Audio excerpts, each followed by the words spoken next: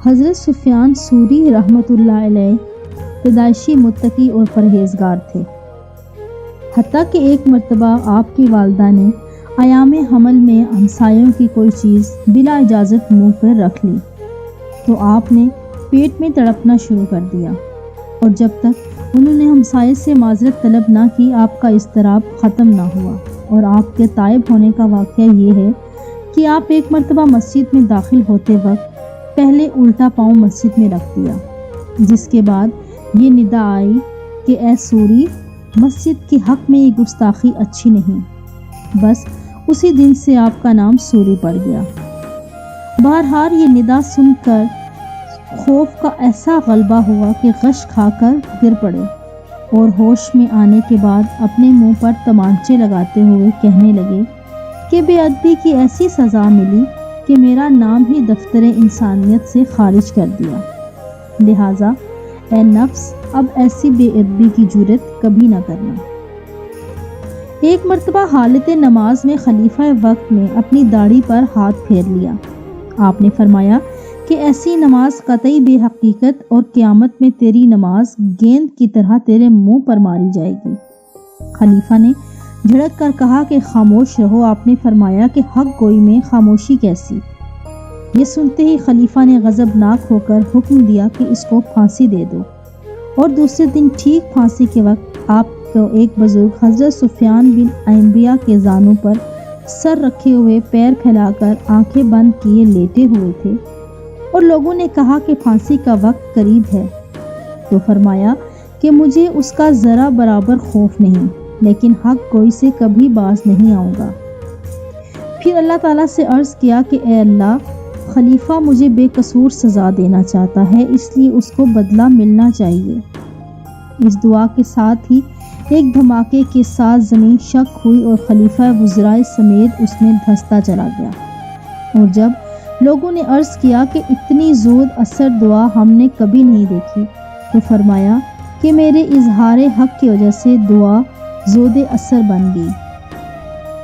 پھر جب دوسرا خلیفہ پہلے خلیفے کا قائم مقام ہوا تو آپ کی عقیدت مندوں میں رہا۔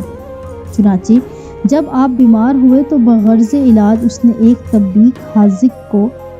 معالجے کے لیے بھیجا، لیکن وہ آتش پرست تھا۔ اس نے آپ کا معائنہ کرنے کے بعد بتایا کہ ان کا جگر خوف الہی سے پاش پاش ہو گیا، اور اس کے ریزے پیشاب میں آ رہے ہیں۔ پھر اس نے کہا کہ جس مذہب میں ایسے افراد ہوں وہ مذہب کبھی باطل نہیں ہو سکتا۔ یہ کہہ کر خلوص نیت کے ساتھ وہ مسلمان ہو گیا، اور جب یہ واقعہ خلیفہ نے سنا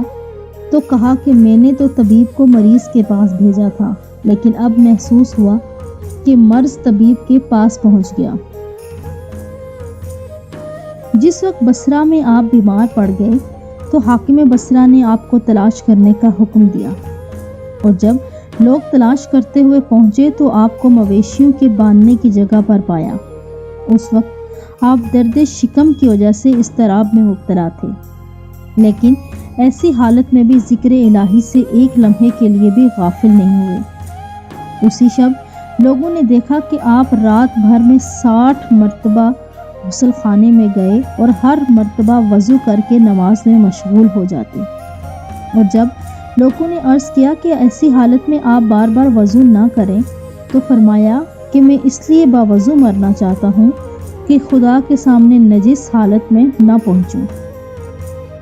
حضرت عبداللہ مہدی بیان کرتے ہیں کہ میں موت کے وقت آپ کے پاس ہی موجود تھا، اور آپ نے فرمایا کہ میرا چہرہ زمین پر رکھ دو کیونکہ اب وقت بالکل قریب ہے۔ چنانچہ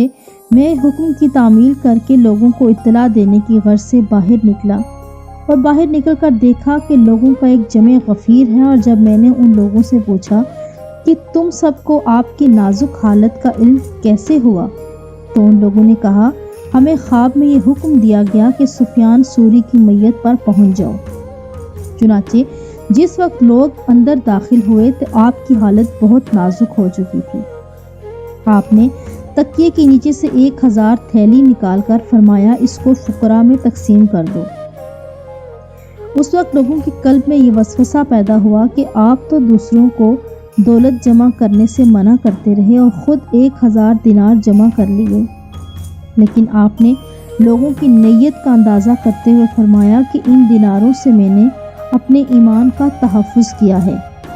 کیونکہ جب ابلیس مجھ سے پوچھتا کہ اب تم کہاں سے کھاؤ گے تو میں جواب دیتا کہ میرے پاس یہ دینار موجود ہیں، اور جب ابلیس یہ سوال کرتا کہ تمہیں کفن کہاں سے نصیب ہوگا، اس وقت بھی میں یہی جواب دیتا، حالانکہ مجھے ان دیناروں کی قطعی ضرورت نہ تھی، مگر وسوسہ شیطانی کے لیے جمع کر لیے تھے۔ یہ فرما کر کلمہ پڑھا اور دنیا سے رخصت ہو گئے۔